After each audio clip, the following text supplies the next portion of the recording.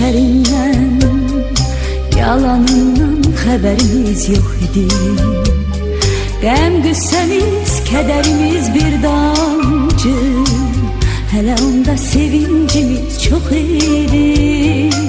Yazılanı bir silgiyle pozmaqdayıq, bizim üçün nə asandı, nə asan.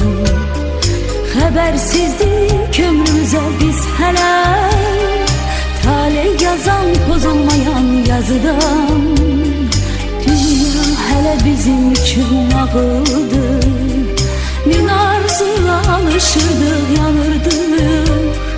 Özümüzü biz hamıdan ağır, özümüzü nə bəxtəvər sanırdıq.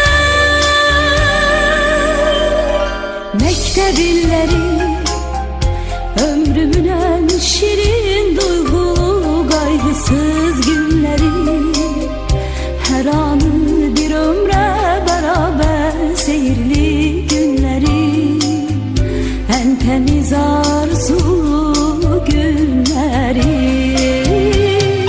Məktəb illəri, ömrümün ən şirin duygulu qaygısız günləri, hər anı bir ömrə bərabər seyirli günləri, ən təmiz arzulu günləri.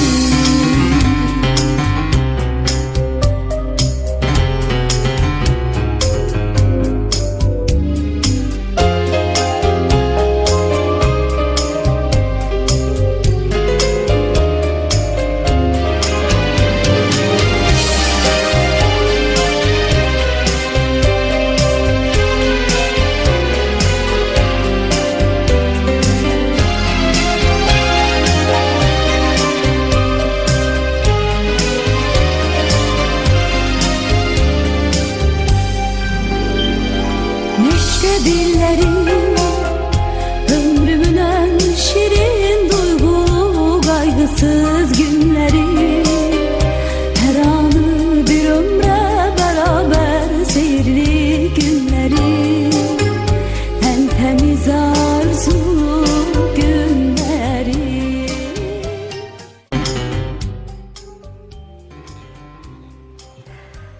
Teşekkür edirik əziz balalar. 4 nömrəli Uşaq Gənclər İnkişaf Mərkəzinin Dan Ulduzu rəqs qrupuydu bizə bu nömrəni təqdim edən. Bədii rəhbər Fəridə Qasımovaya xüsusi təşəkkürümüzü bildiririk və şayad bu mahnını dinləyib kövrəlməmək, o illərə qayıtmamaq mümkün deyil və gözəl balaların da rəqsini izlədik. Rəqsi də çox gözəl idi və uşaqlar özümüzü bir alqışlayaq. Çox təşəkkürlər bir daha.